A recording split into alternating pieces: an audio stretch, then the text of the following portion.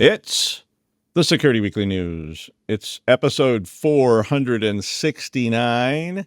I'm Doug White, and it is Friday, the 18th of April. So as the springtime slips away, welcome to the show. We got HR Chatbots, MITRE, 4chan, Oracle, Identity, Port 53, where are you? NTLM, Zambia, maybe Josh Marpet, but maybe not, and more on this edition of the Security Weekly News. This is a Security Weekly production for security professionals by security professionals. Please visit securityweekly.com/subscribe to subscribe to all the shows on our network. We interrupt our program to bring you this important message. It's the show that keeps you up to date on the latest security news twice a week. Your trusted source for accurate security information and expert analysis. It's time for the Security Weekly News. Imagine a world where every threat, ransomware, supply chain attacks, zero-day exploits, is stopped before it can even begin. ThreatLocker makes that world a reality with a zero-trust approach to cybersecurity. By giving you granular control on every executable that can happen in your environment, ThreatLocker protects your business around the clock. No more guessing, no more gaps, just rock-solid protection that keeps your operations running smoothly and your data secure.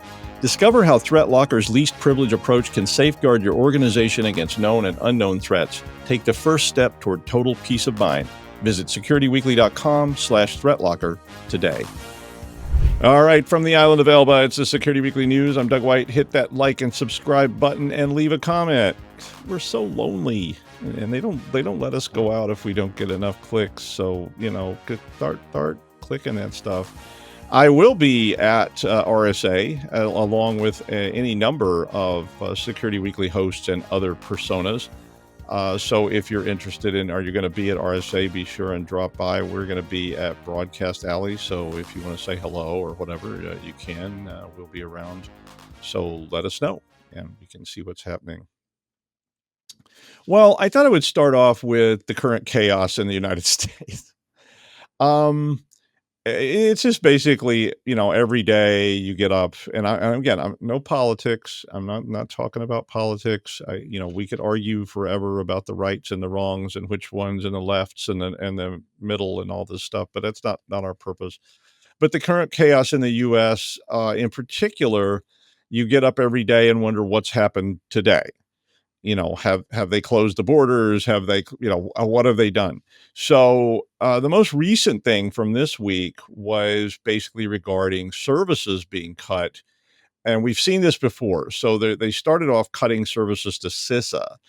And CISA is the United States well-established cybersecurity branch, which was, at least I was very happy to see get created, because forever we've not had, we had TSA, we had FBI, we have DEA, we have ATF, we have so many law enforcement agencies at the federal level that all, I know they all have specialized missions, but they have a lot of overlap as well.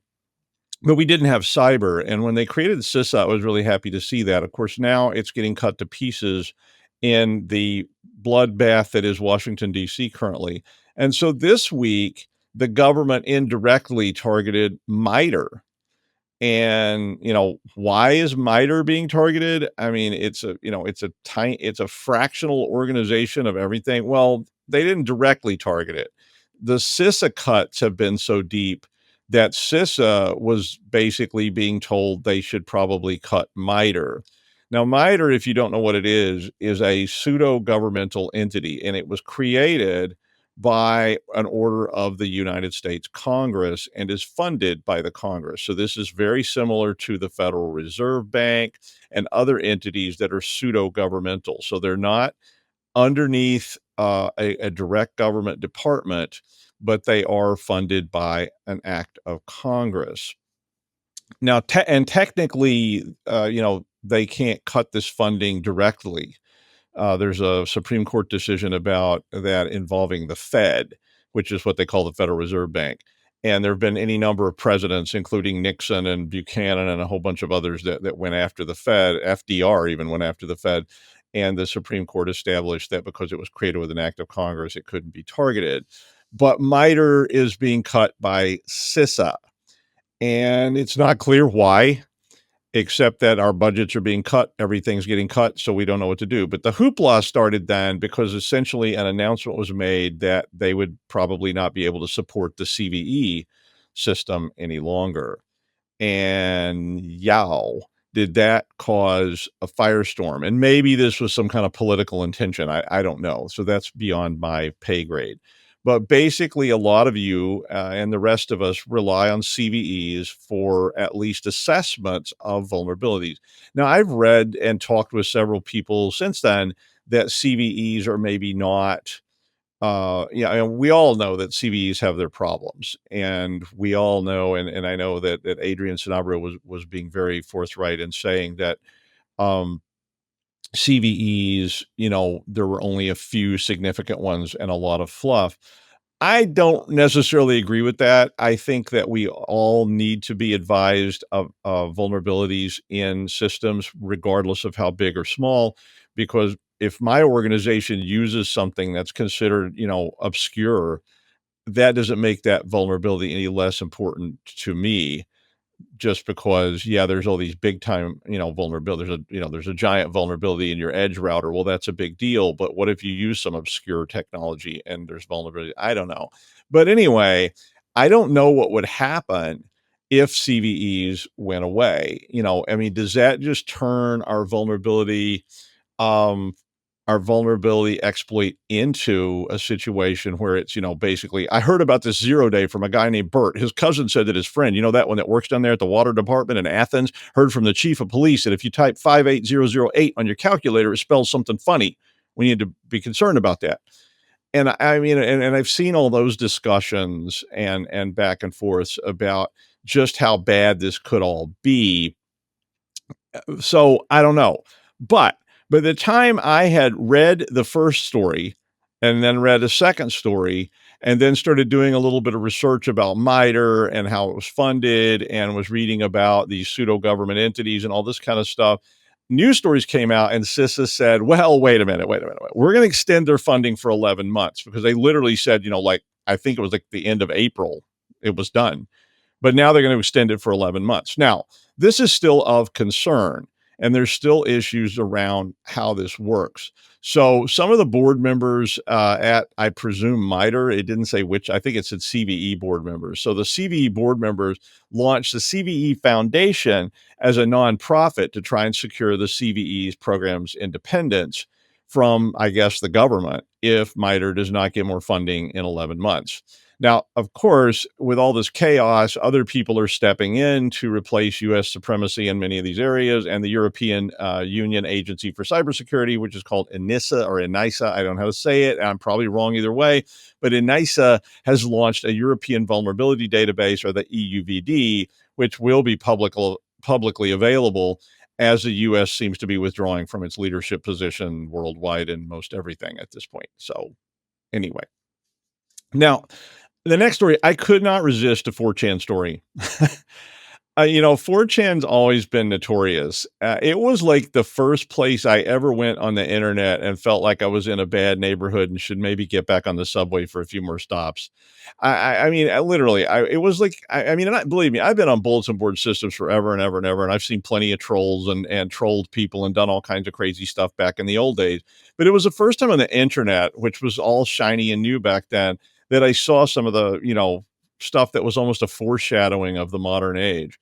The Soy Jack Party, who does not like 4chan, they're also called just the party. So the Soy Jack Party have claimed the attack on 4chan, and they claimed responsibility for 4chan having to be taken offline, and then heaped a whole bunch of derision on the 4chan people.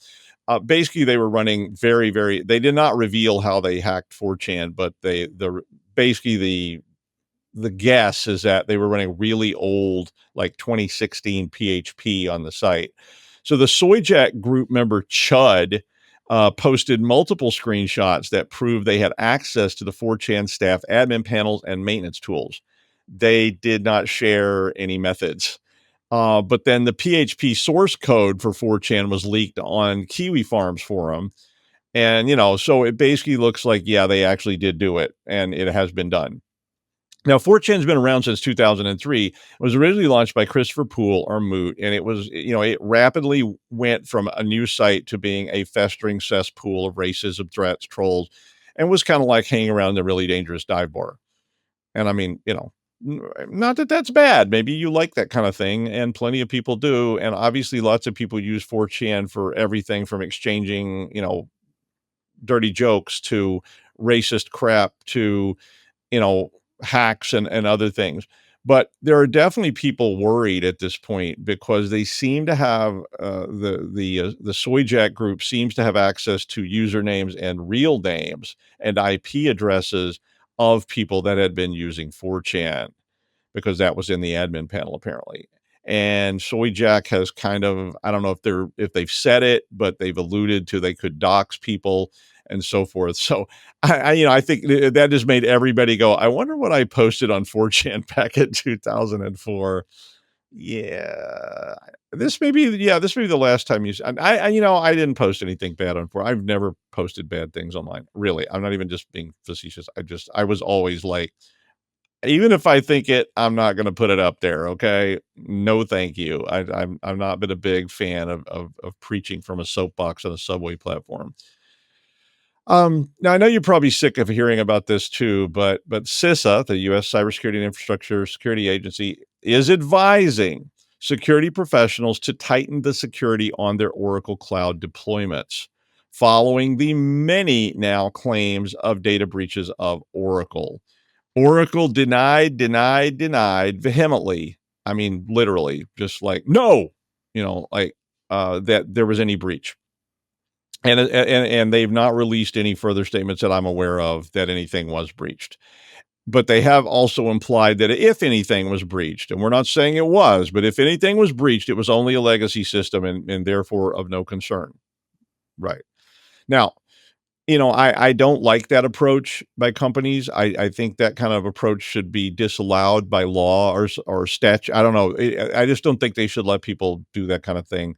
If they want to say we don't know what happened, fine. But you come out and you say absolutely not. We have no breach. Blah blah blah. That frustrates me a lot. Now, if it was a legacy platform, it could mean that credentials in those legacy platforms were compromised, and one of the attackers is claiming to have acquired 6 million user account credentials. Oracle denied all these claims, but in the background, at the same time they were denying it, they were notifying customers that a possible breach had occurred despite their public denials. Come on. So another report that 10,000 compromised credentials were for sale in the dark web was also out there, which means regardless of what Oracle said, it's probably not a bad time to rotate these credentials. It's always a good time to rotate your credentials and tokens and so forth. I mean, rotate those keys, rotate those credentials, enforce multi-factor requirements, and check your logs, because they can deny it all they want, but it's starting to sound like maybe somebody has a bunch of credentials, and legacy systems or not, those same credentials may well be being used in your current systems. And, and at that point, Oracle will reach the final stage of breach grief, mea culpa. Yes, mistakes were made. Those responsible have been sacked, yada, yada, yada. It just really frustrates me when people won't own up and help their customers avoid these kind of problems. But okay, I guess if you say you haven't been breached, I guess you haven't been breached. Time will tell. Identity. Yeah, we all hate that. According to IBM X-Force 2025 Threat Intelligence Index, nearly 1/3 of intrusions in 2024 were identity-based.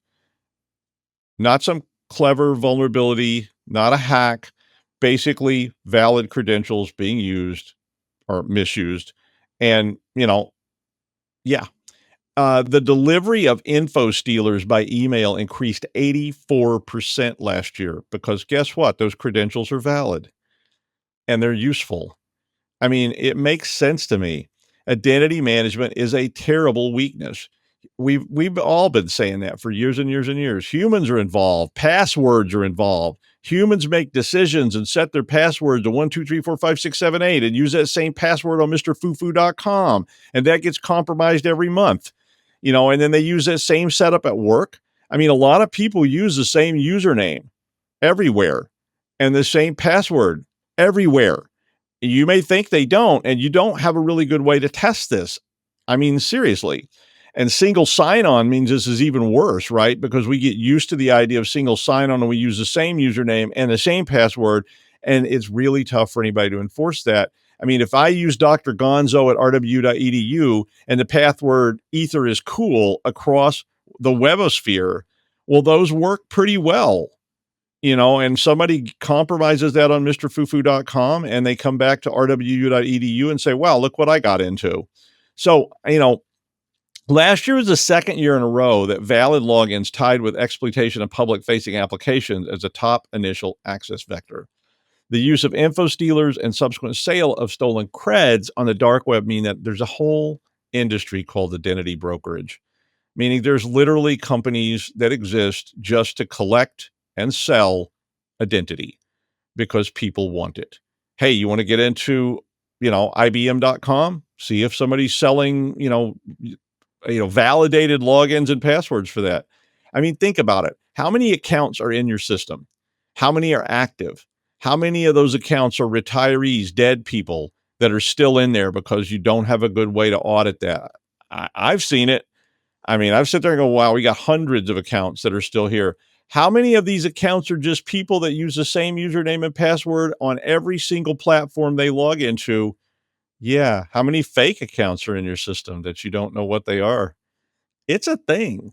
So audit your identity management, rotate those passwords, check your own passwords on have I been pwned or something like that. Use multi-factor, but none of that's going to help. Even then, when old Gil down in used equipment sales downloads that, see anyone naked app, the modern equivalent of X-ray specs, and it's got a nice little data drain in it that pipes old Gil's login and password straight up into the cloud, where it can then be resold as many times as somebody wants to buy it.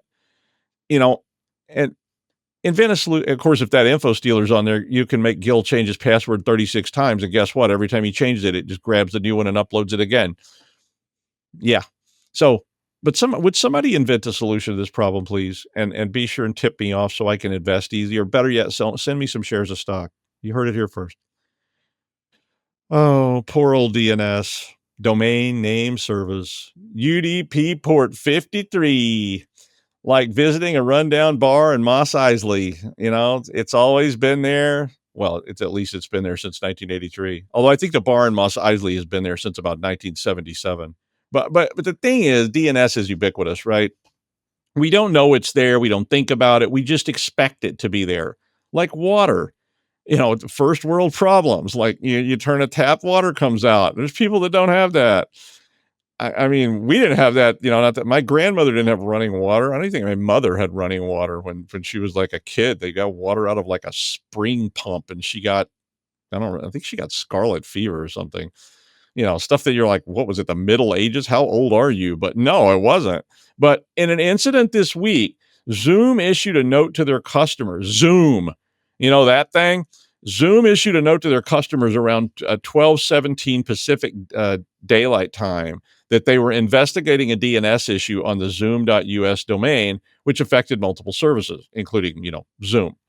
The outage had actually started at about 11:25 Pacific daylight time.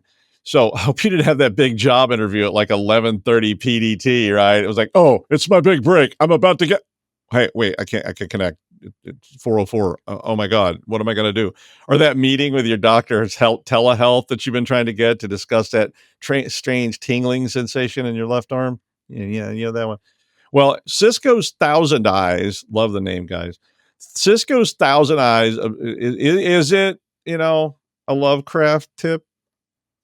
I don't know. I like it. It's their observability outfit said that it was a DNS problem, and the top level DNS name servers didn't have records for zoom.us. Ain't that a kick in the A record? Yeah. I wrote a pun. Can you believe it? Like, I hate puns, and I wrote a pun. I wordplay. Ooh, it's the end of an era. Anyway, the service was restored at 13:55 PDT, but boy, oh boy, was it not an easy thing to fix. Now, obviously, the easiest thing probably to have people fix it was to reboot, but you had to flush your DNS, on the command line. And I was just enthralled with this. Millions of Mac users like typing sudo ds cache util, kill. Oh, I loved it. But it was just such a fun thought for me that people were having to go to the command line. They should do that once a month. Make everybody go to the command line and type really elaborate commands. Yeah, that would make the world a better place.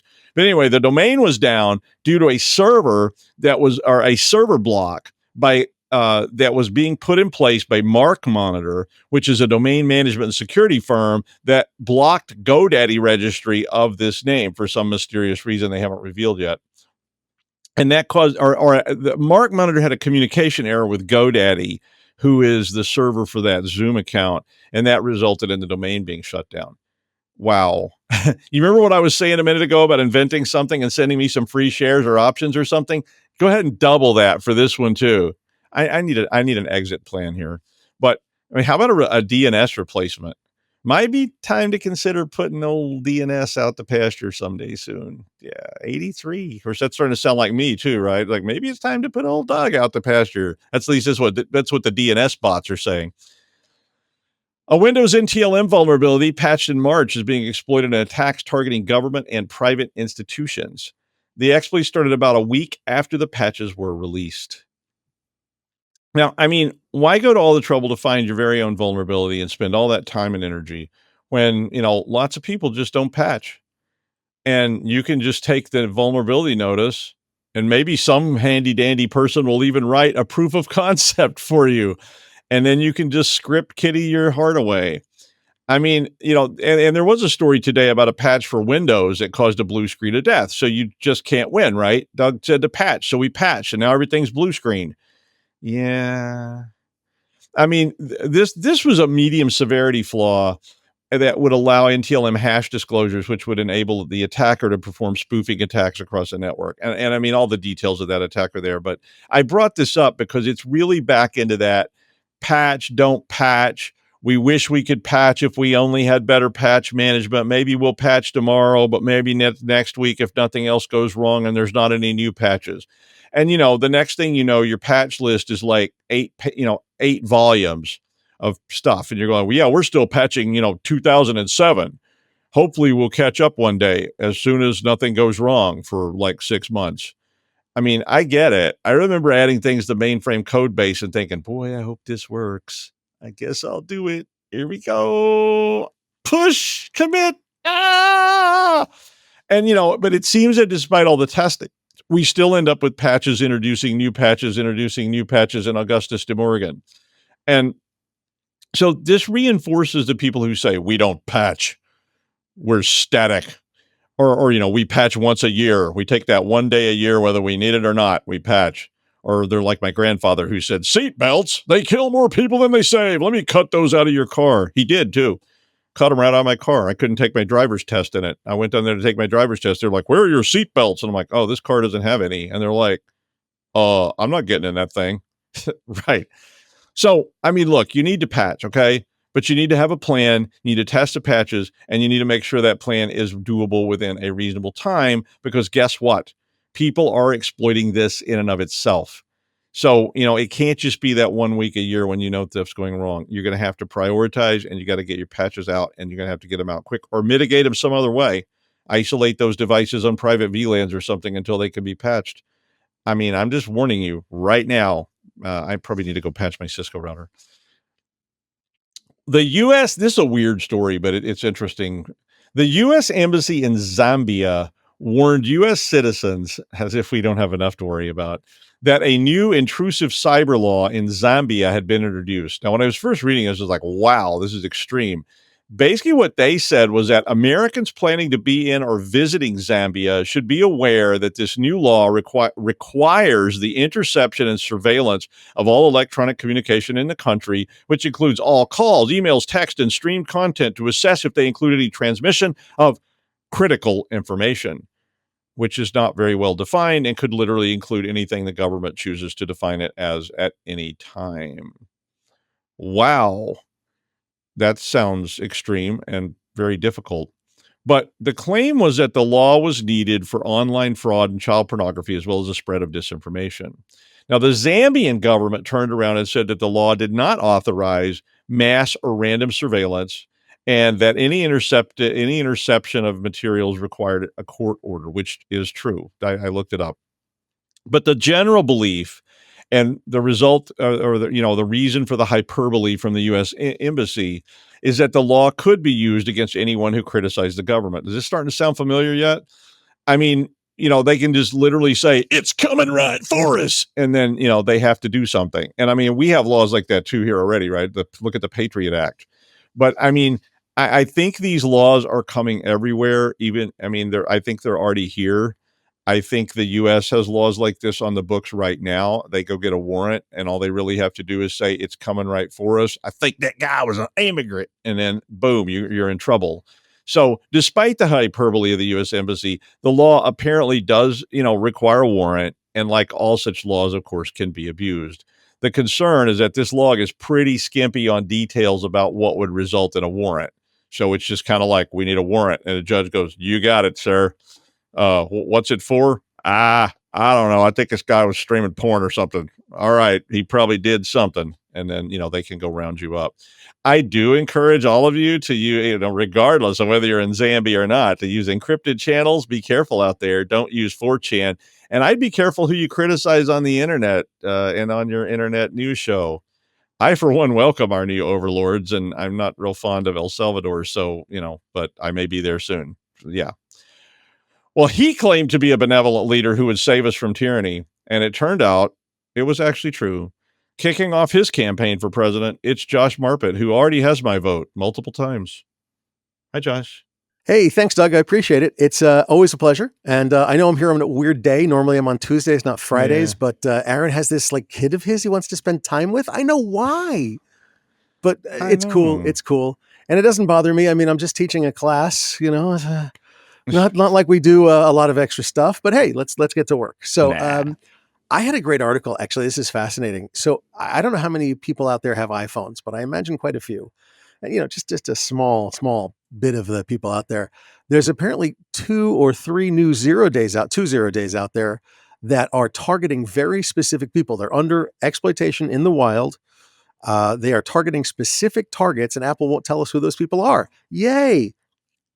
But effectively, they're targets on core audio and the reconfigurable processing architecture core, which is a hardware block in Apple chips for advanced compute tasks. Now, the second one with the RPAC, that's CVE 2025-31201. They've removed the code. So apparently it's fixed as long as you've got the latest update on your iPhone, iPad, TV, and Vision. Dear God, it's everything. And the other one, which is the core audio feature, is CVE 2025-31200. So they were in sequence, 31200, 31201. The core audio one is not fixed yet, as far as I can tell. They are aware that it's an extremely sophisticated attack against specific targeted individuals. Not cool. Can we say that this feels like the NSO group all over again? Apparently, if you simply play a targeted file, an audio file, your phone gets hacked. And they have remote code execution and all sorts of nasties. But we don't even know. Here's the problem. We don't know. The Google tag, which is their threat group basically, gave more details about the Apple vulnerabilities than Apple did. Apple's normally sparse with the details, but if I've been targeted, would you mind letting me know? I don't like El Salvador, okay? I'm not a big fan of that place. So, I mean, nothing against the country, but the prisons appear to be really nasty, and I don't want to go there. So if you're targeting me, just let me know. It's no big deal. We can talk. Okay? Nothing really to hide, But it's a problem. This is, by the way, dated April 16th, so this is just a couple of days ago. So there are right now 0 days in the Apple environment that are targeting specific individuals with unpleasantly nasty malware. And while I don't have many details, so I can't really give you too much information about it, if you see audio files, it's a maliciously crafted file in an audio stream processed by Core Audio. Full-on RCE, remote code execution. Not cool, okay? It gives you arbitrary read-write capabilities and can exploit the vulnerability to bypass pointer authentication. In other words, it can get at any bit of, as I'm reading this, and tell me if I'm wrong, everybody, it can get at every bit of memory in your phone. Not cool at all. So all that porn from Augustus to Morgan that you've got, stored up in your phone, it will find it, it will read it, and it will come after you to find out why you misspelled amateur. All right. So we've got to be careful of these things. Doesn't mean don't play any songs or whatever. Just means don't pick up audio files off the ground and plug them into your phone. It's sort of a joke. It means USB drives, but Doug, we all know about your habits with random audio files on the ground and what you do to I them. love So it, man. I wouldn't talk I can't about you. stop. I can't stop. It's like picking up, used cigarettes and smoking the remains. It's just a thing you get into. Oh God, dude, that's even okay. Never mind. That's just nasty.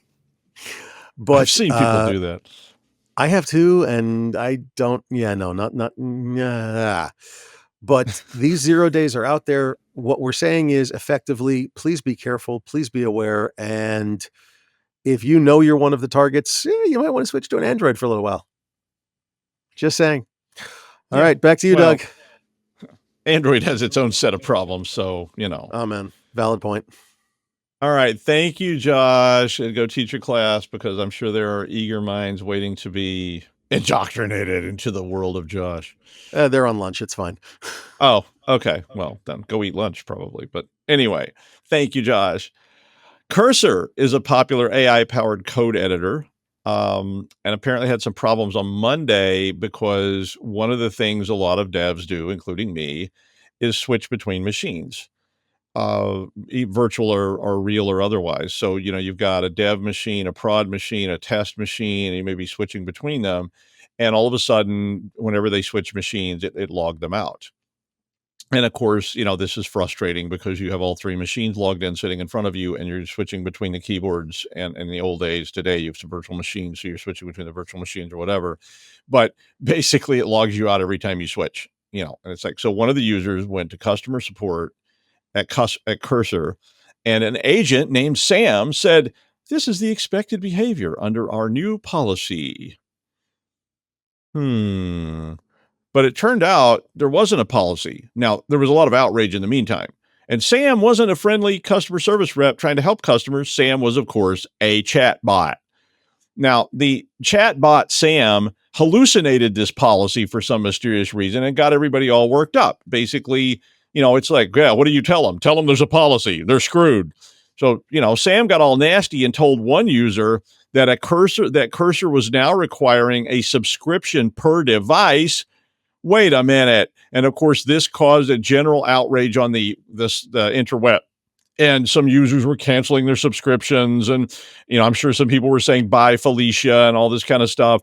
But they, I'm publicly canceling my subscription.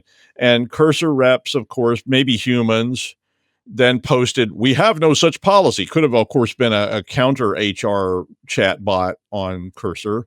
These chatbots are taking on those chatbots for control of the company. So they're trying to discredit them, that kind of thing. Or it could be political infighting. You never know. Now, according to Cursor, you may use Cursor on multiple machines. Now, this same thing happened last year with Air Canada back in February of 2024. And Air Canada, of course, was like, no chatbots were being used. No, absolutely not. We denied this. And then apparently the chatbot at Air Canada had told somebody they could simultaneously rebook something because of a bereavement fare, which, bereavement fares are when you show up at the airport and go, my mother died, I need to fly there immediately. And this had a much bigger impact back in the old days, where if you last minute fares were like $6,000. And, if you'd bought it 30 days in advance, it was $300. But Air Canada refused to honor what the bot had said. And they ended up in court and fought it. And they finally lost. They said, if your chatbot's telling people this is the policy, then that's the policy.